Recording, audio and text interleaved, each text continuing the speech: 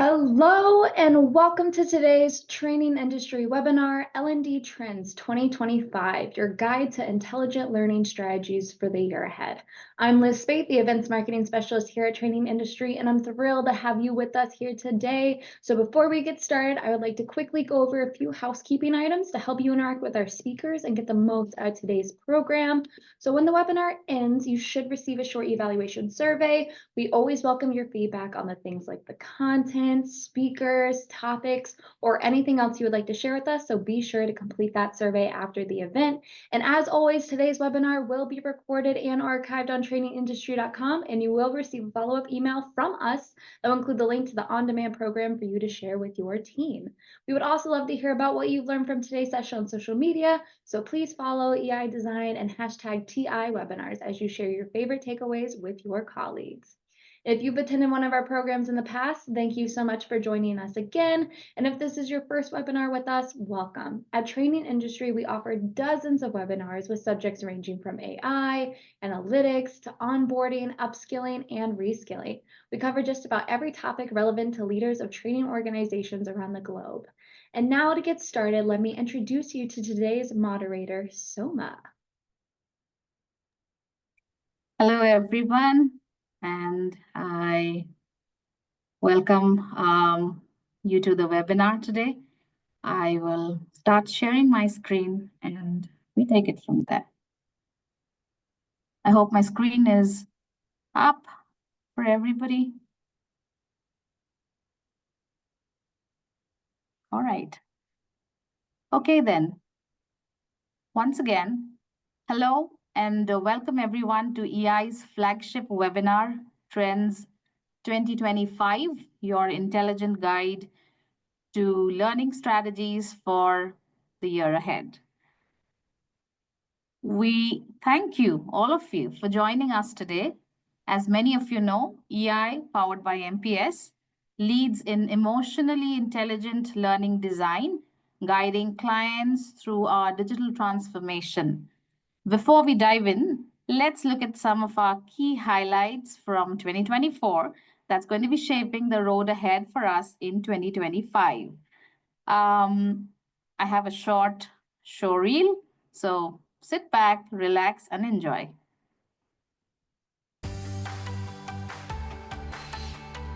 Hello, 2025. You're here already? Let's catch you up before we hit the ground running. Wow, what a year 2024 turned out to be.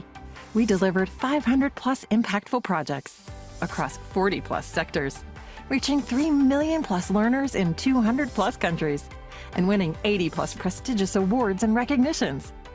We delivered transformative learning solutions tailored to diverse sectors.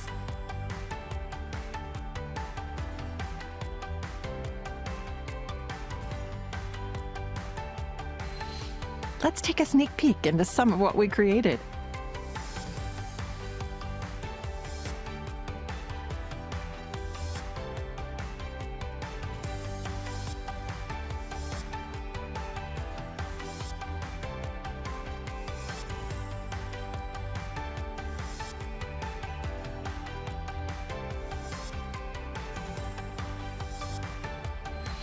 What an incredible journey it has been. 2025, we're ready for you.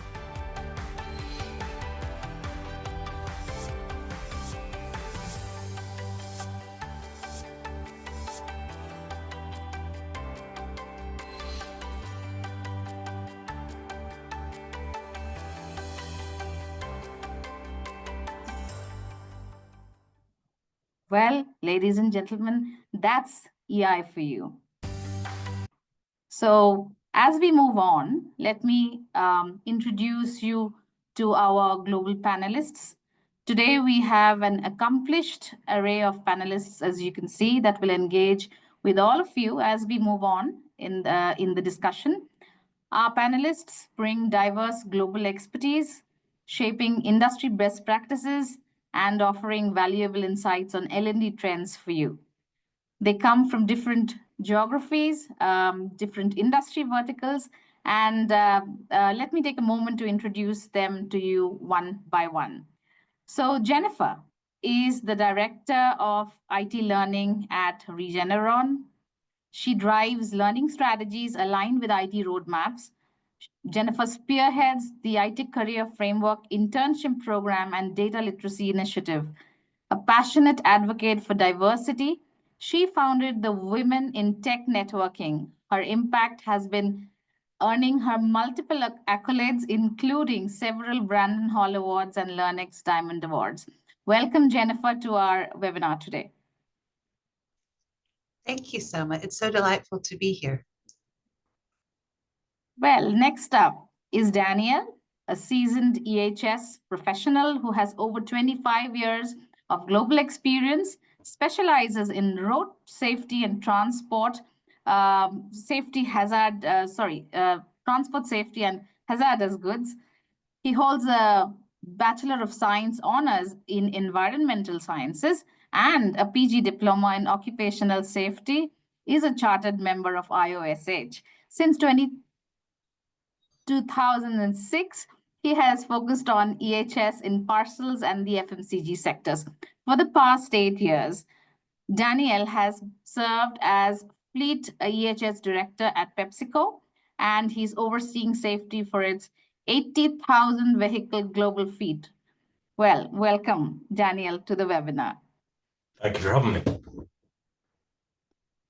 Thank you. So next up is Rohini, my colleague and a thought leader in the learning design space. Rohini brings over 20 years of expertise in instructional strategy and experiential learning with content development expertise. At EI, she drives content and design strategies, delivering innovative, impact-driven solutions for our customers. Ro, welcome to this webinar today. Thanks, Oman. Excited for the conversation. And finally, we have Ashik. He's the business director, business development at EI, brings over 15 years of expertise in consulting and implementing online learning solutions.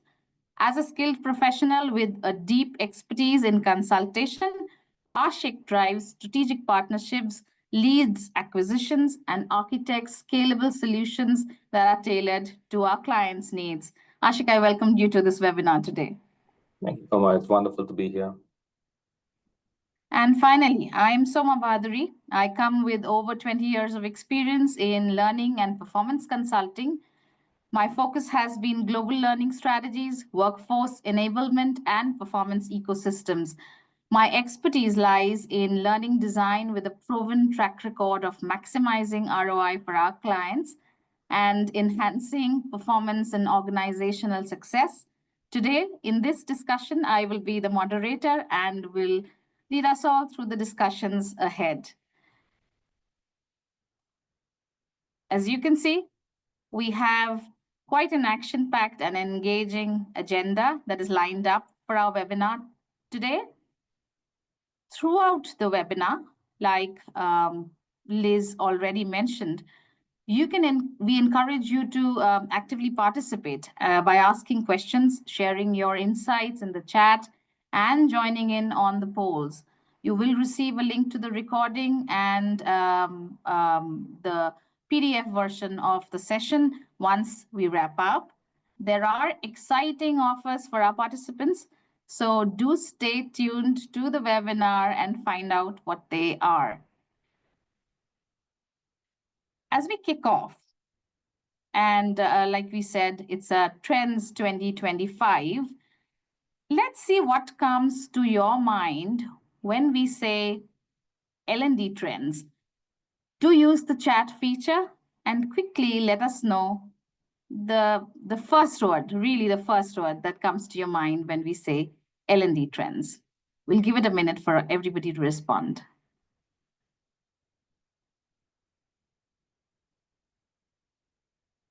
Okay.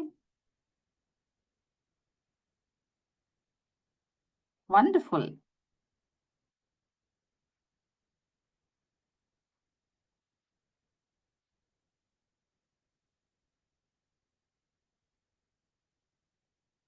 All right, I think we have quite a few inputs. As they keep trickling in, we have some interesting first words that you're seeing. So here's unveiling what EI forecasts as the key L&D and e-learning trends that we see shaping the roadmap for us in 2025. This comes as a result of our extensive research, customer insights, market strategies, and inputs that we've received from different stakeholders and partners that we work with. Not to forget, the e-learning trends have a caption that we're using, or a tagline, you may say, Power of 10 framework. And you will see that coming across the year for many of our other flagship thought leadership assets down the line. With that, I lead us to the panel discussion, and I will get us to expert insights from our esteemed panelists. The first topic that I have here is AI and personalization in L&D, which is one of the most raging topics, undoubtedly, at this point in time. So, an interesting stat before I move to, talking and conversing with our panelists. It is quite interesting to see while many are still building the foundation for AI adoption, there are quite a sizable portion of the industry that's already personalizing journeys or automating content and delivery. Well, let's get to the more exciting part. Here's my first question to our panelists. How can AI balance hyper-personalization with the need for human-centric learning? And Daniel, I will open this with you.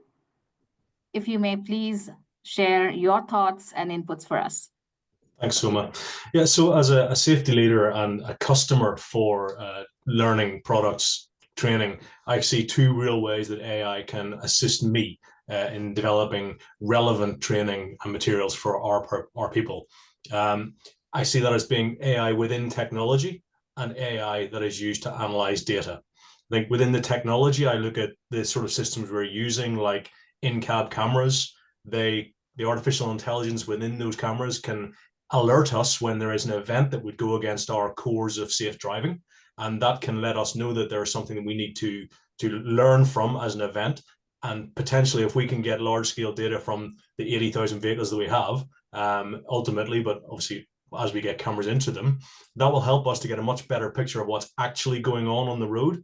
We're not there to see it, and we can't troll through hours and hours and hours of recorded footage. The AI analyzes that information, tells us what's happening, and allows us to say we need to focus on a certain area at a certain time or in a certain country. That's one way. The second way would be actually then using it to analyze the results of the data that we're already collecting, be that from our traditional telematics or our collision events. We gather a lot of information through the investigations, but to identify trends in that can be very challenging. So we can use the AI to look at that big data and actually give us meaningful information that allows us to plan more effectively, develop more effective training, ultimately reduce the occupational road risk for our people. So I think AI has a huge role to play for us. Wonderful, and how insightful. We never would have thought about all of this maybe a couple of years back. All right. With that, Jennifer, I'd like to come to you. What do you have to say about the question that I have on screen today? So I love the practical examples and practical uses that Daniel was speaking about. That's fascinating. I think in our space, most of the training that my area produces is for IT, but we do have quite a bit of enterprise or Regeneron content. And it's an interesting challenge, even for example, with the IT-facing content. There's a lot of generational diversity in our workforce right now. Now, granted, in an IT department, most of us are reasonably comfortable with technology. We kind of live with it. But with a multi-generational workforce, you have digital natives who don't really know how to do anything without technology. And then you have some of the folks, even as young as interns, for example. And then you have some folks who are actually actively contemplating their retirement in the very near future who are a little more mature. And one of the challenges is I need for all of them to comply with our policies. I need for all of them to follow our processes. I want to be able to offer all of them upskilling and reskilling. So one of the ways I'm thinking about AI is a little bit more of an enabler feature, an enabler function where I'd like the AI to help me. I will use the AI to help me identify when I'm producing content for training. Is this going to be accessible to everybody from the barely 22-year-old intern to the person who's quietly got retirement locations on their other browser, all of them. There are some content preferences and some accessibility things we need to think about when we're sharing content with different generations and the way they prefer to receive it. But equally, as we're developing the content, I want to try to zero in on and manage as much of the bias as we can. I want each of our learners to kind of be able to identify, connect with, and engage with the learning. So some of that is just as simple as getting AI to help us review the training. Are we accurately and are we carefully representing everybody in the learner base in our content? Is everybody going to see something that looks like them on the screen or sounds like them? So a couple of ways in our space as well. Excellent. And I think you touched upon one of those most critical aspects, which is multi-generational diversity. Such a crucial point that every L&D team needs to take care of to ensure learning is truly human-centric. All right. Interesting. Rohini, I come to you then. What about the outcomes? How do you think you can you touch upon the aspect of business outcomes, and how could AI help in personalization, but yet help in measuring? Yeah, I mean, that's exactly what I was thinking about when you look at the question as a learning designer, as someone who designs learning for companies across the globe. This is something we think about very deeply, right? How do you deliver ROI on learning? It's something EI, Soma is talking about in our proprietary next gen ROI model. It's something we're discussing, more and more every day, is how do you leverage AI, right, to deliver on outcomes. So my take is, of course, that AI-powered personalization in learning can drive absolutely tangible business outcomes when you're directly linking them to KPIs that matter to the organization.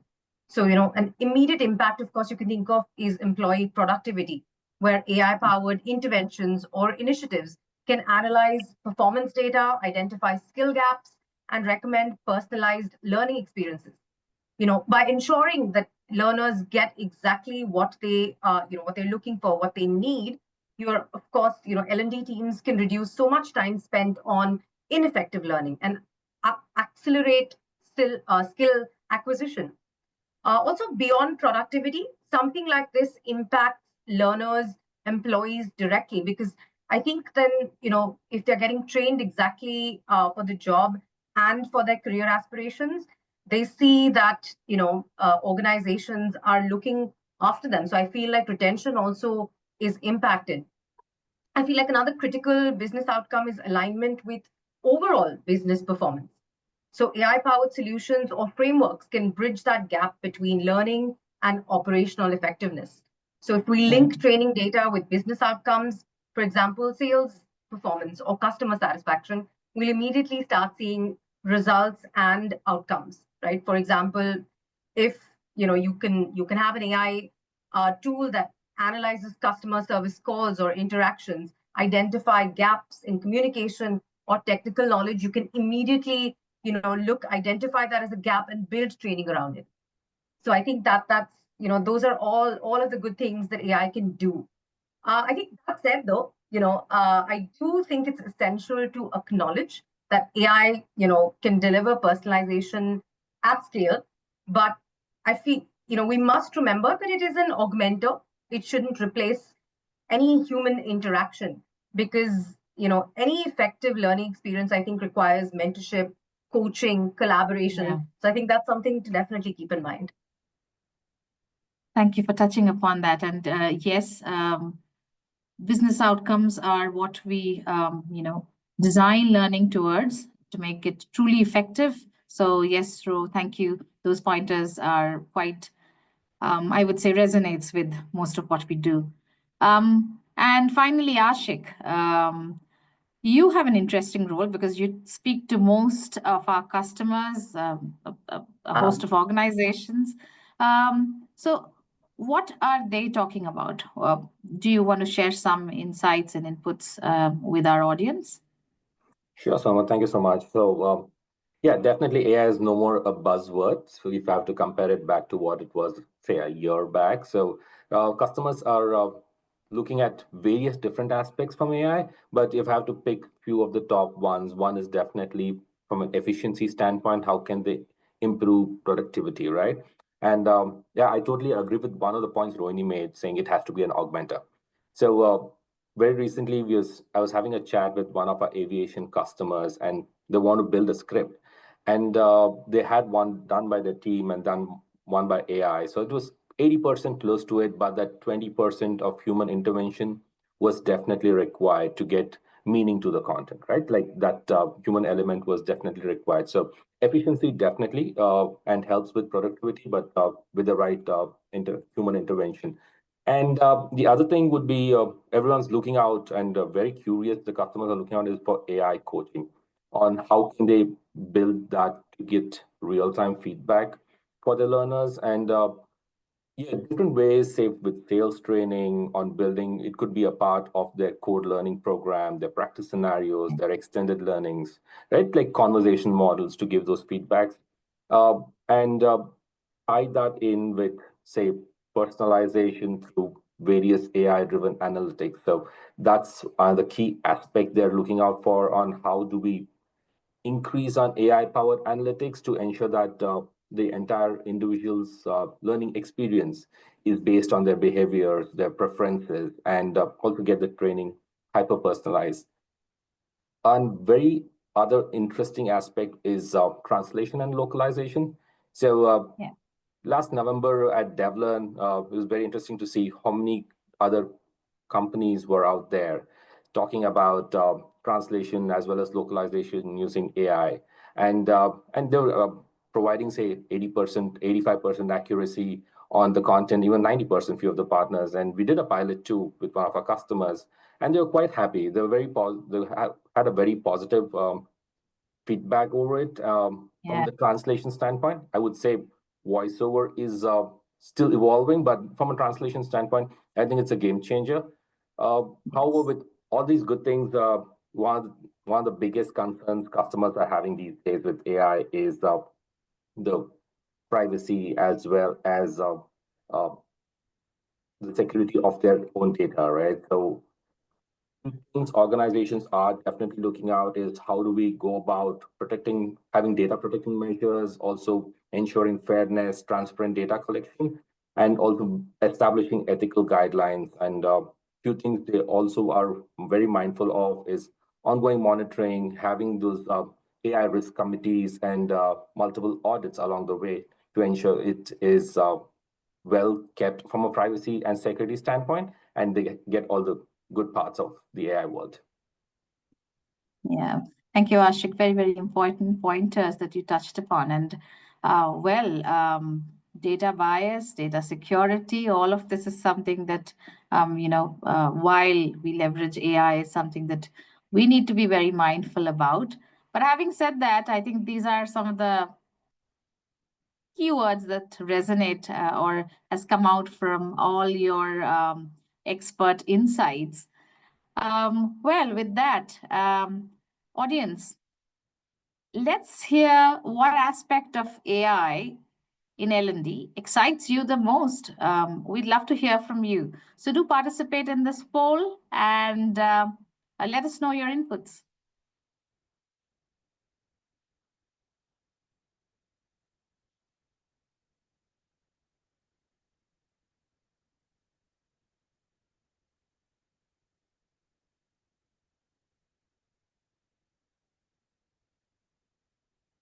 Okay,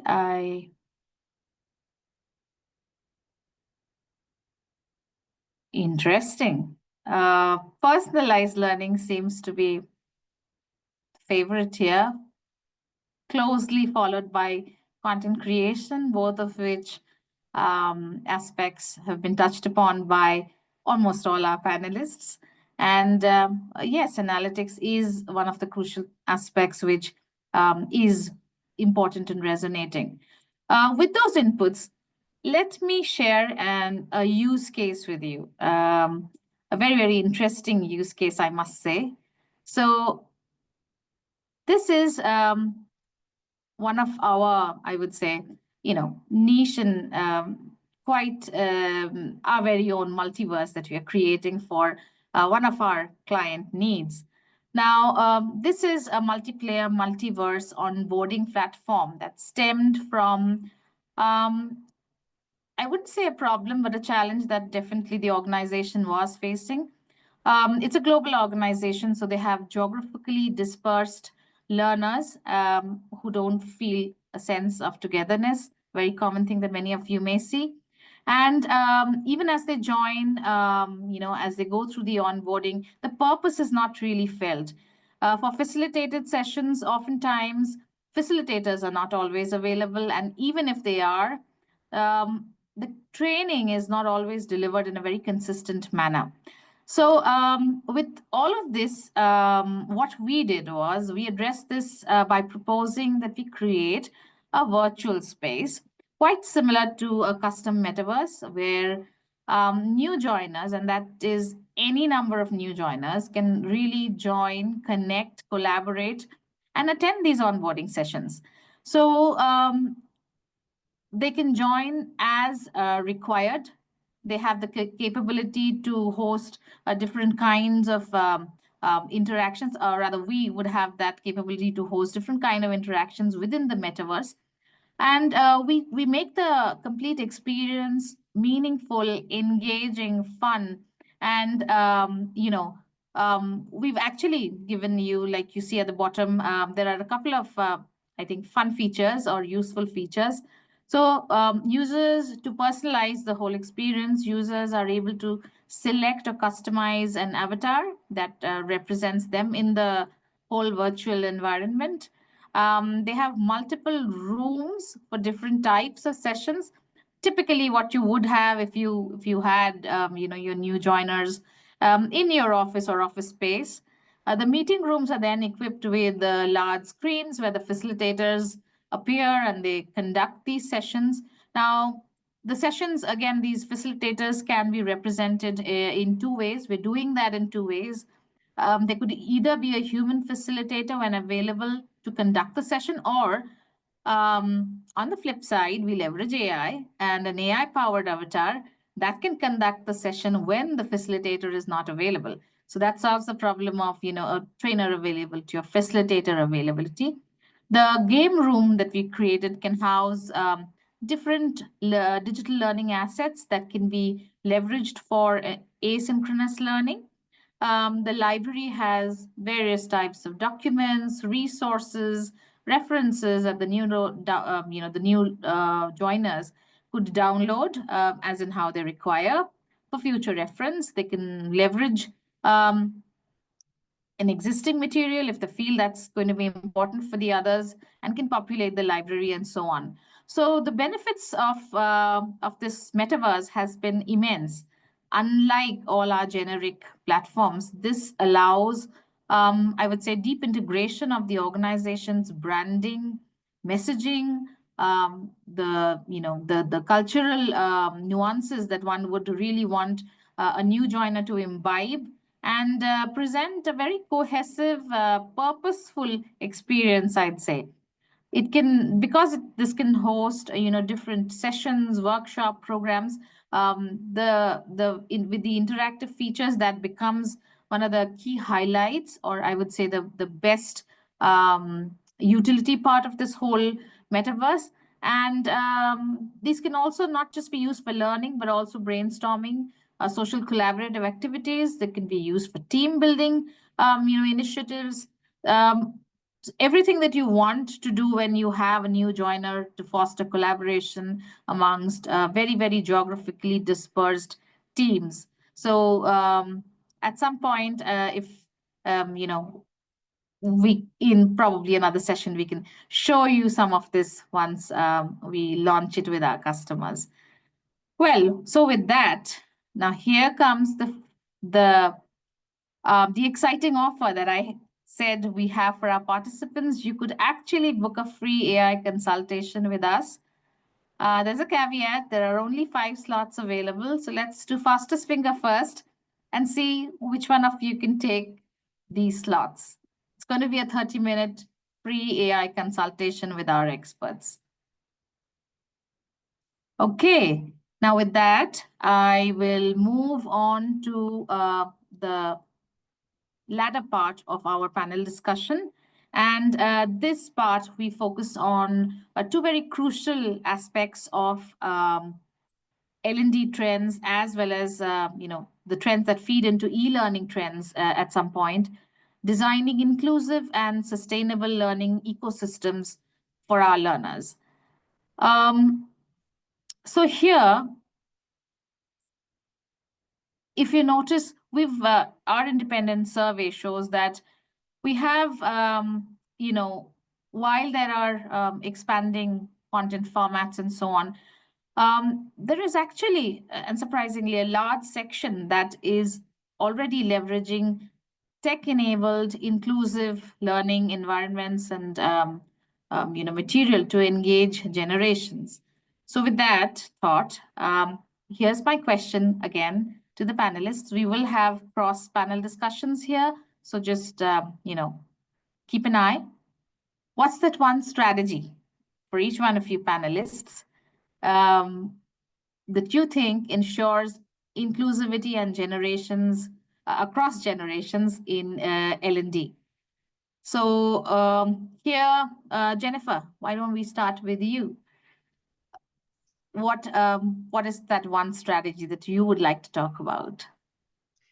It may end up being kind of 1.5, actually, Soma, so I hope you'll bear with me on that. One of the challenges that we have in our workforce, whether it's IT-facing training or whether it's enterprise training for our entire workforce, each of the sections of our company is really varied in how they work. And so our inclusivity includes things like generation, absolutely. But we're also thinking about the fact that Regeneron has gone from 3 primarily English-speaking markets to 18 global markets. So there's some cultural inclusivity and kind of global thinking that's been required of us in the last 3 years, which is super fun and exciting. But you want to make sure that you're not only avoiding saying anything that's offensive in one culture that's okay in yours, but you also want to kind of expand and make sure the examples are free of bias and that everybody's able to understand them. And so to do that, some of the things that we have been doing, also, I think it's also important to mention in IT, one delightful quirk of my IT colleagues is that we have a lot of things like attention deficit. We tend to be very high energy people. We don't like to sit still, and we don't have wonderful attention spans all the time. Just putting that out there. So confronted with all of these challenges of a global workforce, a multi-generational workforce, and some antsy learners, we're kind of upping our game a little bit in things like mobile learning. If they're going to be on their devices anyway, that's a great place to put some of the training, particularly the bite-sized nuggets. So another way we've been amping up our learning strategy to be inclusive is having micro-learning. And what I mean by that is a small, more bite-sized nugget, which typically tackles one item or one issue or basically one kind of area in brief. Something that we can get across in 2 to 7 minutes to someone. For example, anti-phishing or compliance with an acceptable use policy. Mm-hmm. And then I think the last thing is the role of gamification and the kind of the LXP side of it being very, very learner-centric. And particularly my IT colleagues, a lot of them are gamers. They would all beat me very handily, but a lot of them are very expert gamers in their off time. And we've been able to take some of the nuggets and ways of grabbing and keeping attention that video games use and use them in learning to make them very interactive, to make the learning very immersive, to have them moving around an environment and it it becomes very visual that way, which is more accessible to a global audience. It's more accessible to a fidgety audience or someone with something like dyslexia. And it's also very engaging and fun. So we're seeing great returns on that type of learning. So I know that's a little bit more than one strategy, but I would kind of sum it up as, kind of putting the learning where and how our learners would like to receive it. I think you're just there. This is exactly what we hear from most of our other customers, and especially learner cohorts with a similar background. Ashik, did you have a thought or comment that you wanted to share on what Jennifer mentioned? Oh, yeah. So one of the aspects that Jennifer brought about was definitely micro learning, right? And combining it with mobile learning. So it just gives that ease of access for learners. Like imagine a learner being on a coffee break, going through a short nugget and discussing with a peer, right? That really promotes and fosters social learning. So one of the other critical ways or crucial ways where knowledge can be shared. And what better can you get than knowledge share over coffee, right? So yeah, that's one of the best ways to also deliver learning and training. Right. Interesting. And yeah, sounds great, actually. Rohini, did you have a thought that you wanted to share? I think, Jennifer covered a lot of what I was thinking as well, because, it's two things to me. One is the medium, of course, like Jennifer said, you kind of present the content where learners are consuming it. That to me is very, very important, because more and more we're seeing, and across generations, right? Everyone is just, well, if not glued to their devices, but at least, accesses it often enough. So one trend that we need to keep considering is developing mobile friendly, like a mobile device friendly, solution. So mobile apps, even AR, I think AR based solutions more and more popular because it's easy to access on the phone. Nano learning, right? The from micro we go to nano. So I think all those things are important. Another thing I think is, we borrow. I see that we more and more we need to borrow from media trends. So we see again learners across the board being so influenced by what they're consuming on television. So all of the binge-worthy, Netflix and generally streaming content, right? They're so used to that medium that I feel like creating content that is binge-worthy, whether it's nano learning or whether it's you kind of go for like a slightly long format YouTube style video, but that it's ensure that it's binge worthy, it's engaging, it's high on concept, storytelling, all of that good stuff, and also maybe make it episodic. So we're doing this. I mean, we've been doing it for a while, developing episodic content which is interactive, introducing decision points and all of that stuff, which I see that we have great success with and great learner feedback. So those are my two bits. Yeah, thanks, Ro. And I think coming with binge learning, one thing that I also wanted to touch upon is we are actually developing binge with games. How about that now? Okay, so thank you, all of you. I go to Ashik, what's that one strategy that you would talk about? You're on mute, Ashik. I'm sorry. Yeah, no. Mistake. So one of the strategies, Soma, is definitely going to be blended 3.0, where the reason I would say that that's something that brings about inclusivity across generations is the combination of say online or human training with technology, right? It truly brings the ability to adapt in real time for each learner's unique needs.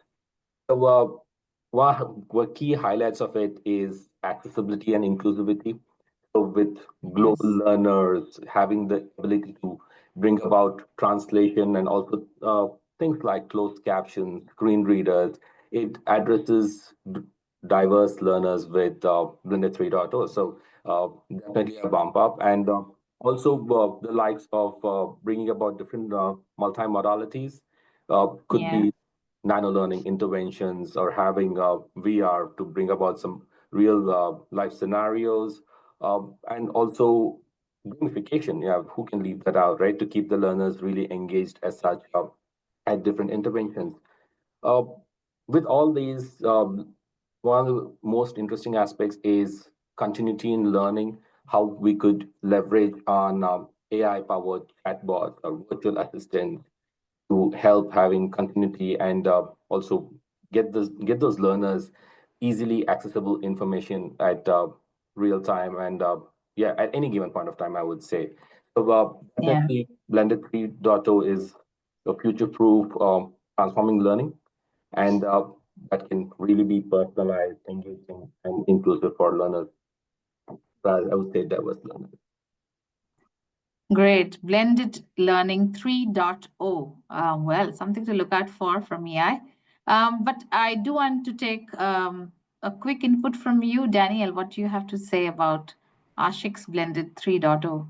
Yeah, I think it's incredibly important for organizations when you're looking at how you train people. It goes back to what Jennifer said slightly earlier, that the way people absorb information now is very different to the way it has been in the past.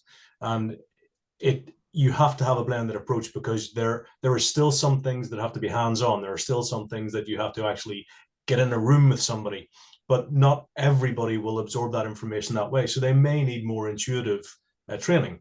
You know, death by PowerPoint is the thing that everybody dreads. And not in a room for 6 hours being trained on a subject like health and safety can put people off. So finding more interactive and more interesting ways, that can be very beneficial. The bite-sized bits of learning, as well as the more in-depth training where you've got high-hazard environments, for example, that can be a very effective strategy to ensuring it's absorbed, understood, and then implemented, and you operate an efficient, safe operation within your business. We certainly do that within PepsiCo. Yeah, thank you, Daniel. That was really great insights. And yes, to understand how PepsiCo deals or takes Blended 3.0 forward.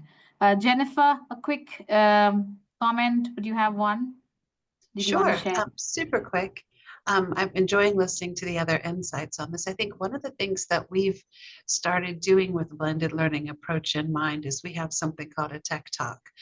That's one of the very rare types of instructor-led training we do anymore. It might be on a team level, it might be on an all IT level, and that's high-level introductory, just kind of exposing people to a topic, and then we'll follow up with something a little meatier in an engaging e-learning format. You know, the 2 touches, and then thinking they can follow up and practice for the third. And we've also been exploring cohort-based learning, where everybody consumes some content and then go in groups of 3s and 4s and kind of have a robust discussion about it, which works well with smaller chunks of learning and then follow it up immediately with the discussion. So we're absolutely looking at that strategy as well. Yes, thank you. And yes, we see a lot of our customers doing that too.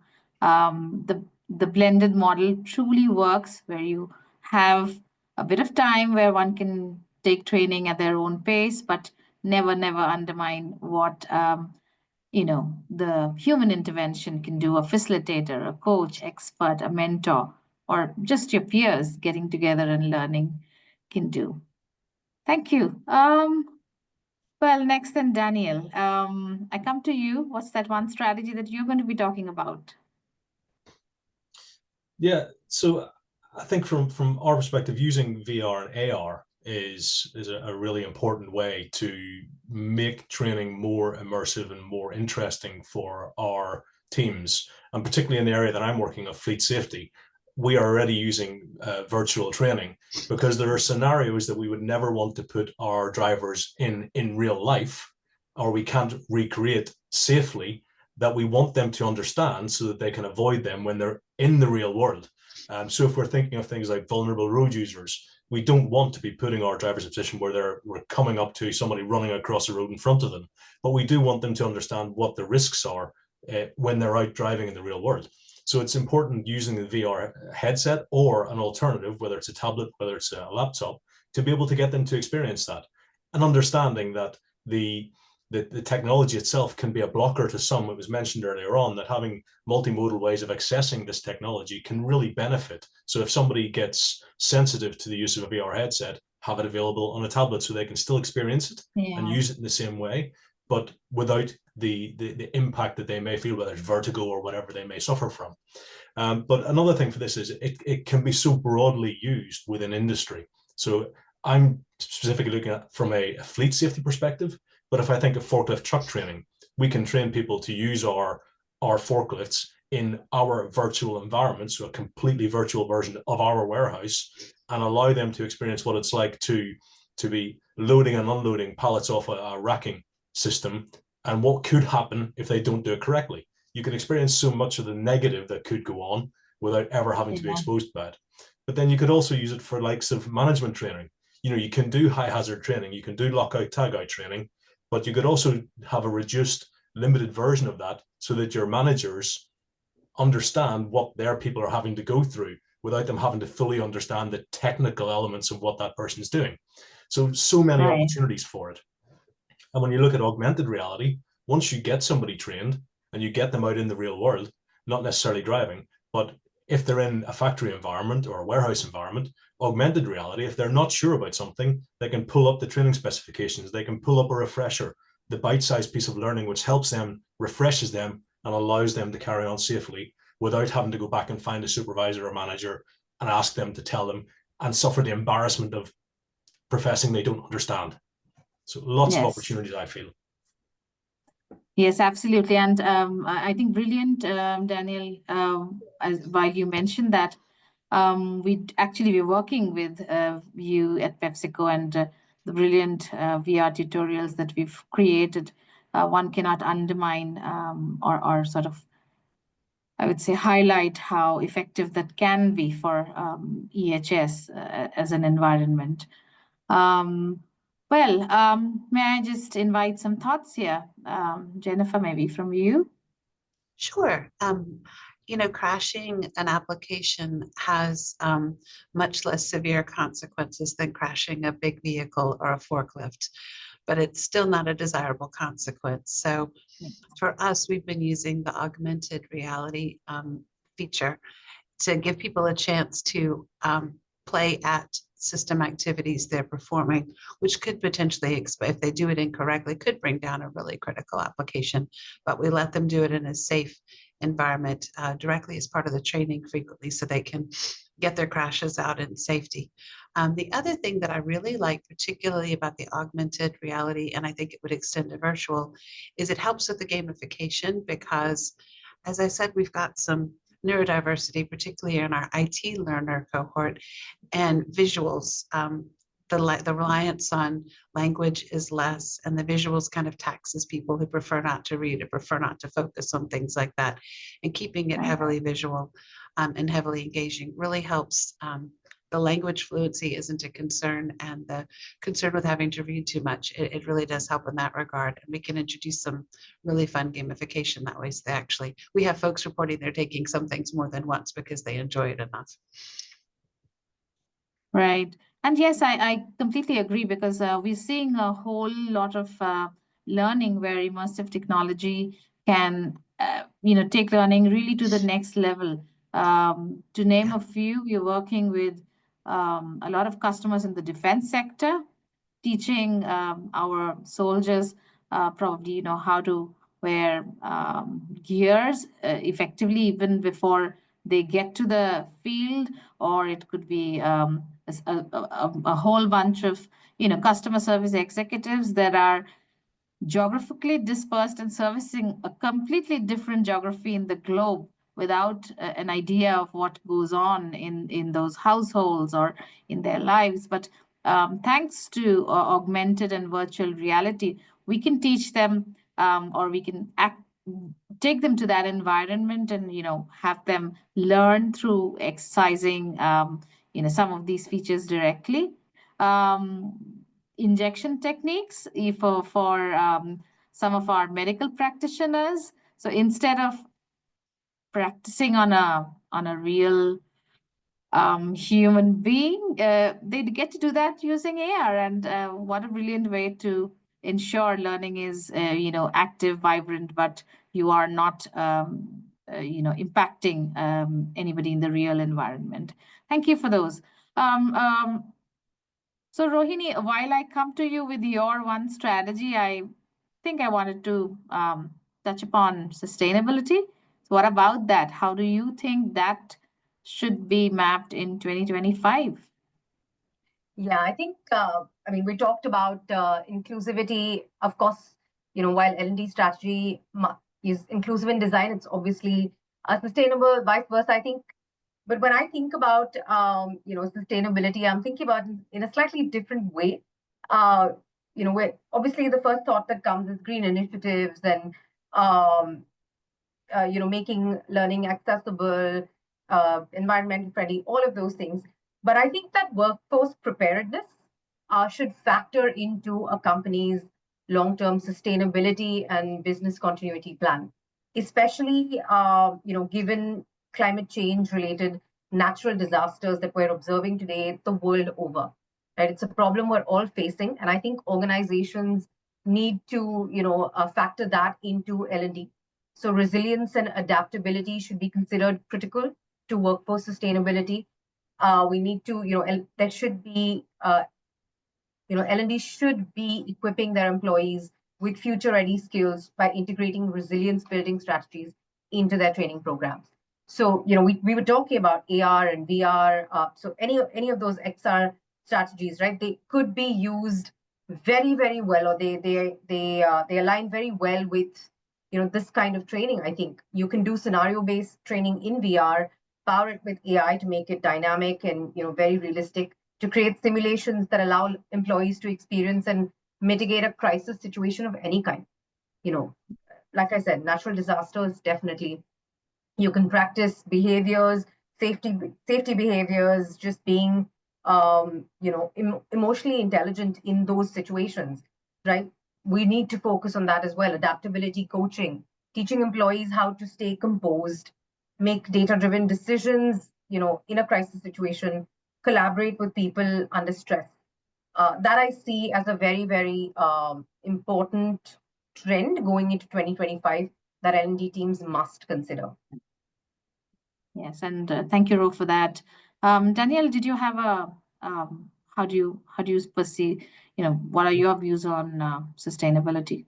Yeah, very quickly. I think there are elements of this from the green initiatives sort of thing that Renee was mentioning. Yeah, AI is helping us in our agricultural side of our business, ensuring that we're working with our farmers to generate the crops in the most efficient, effective way without wasting resource.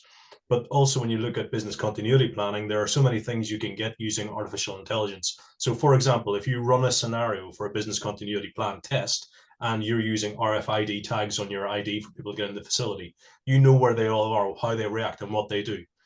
It's very difficult to analyze exactly what those reactions are going to be unless you use artificial intelligence. But that can then help you to adapt your business continuity plan, your emergency preparedness plan, to be more effective going forward. It can also help you to understand what those global environmental changes could have, what the impact they could have on your location. So really important, multiple ways it can be used. And I think everybody needs to look at how they can use it more effectively. Yes, thank you. And with that, a quick poll for our audience. Is disaster preparedness embedded in your organization's L&D strategy? We wanted to take a quick minute to hear your thoughts or really see the status as a key trend that we see this year.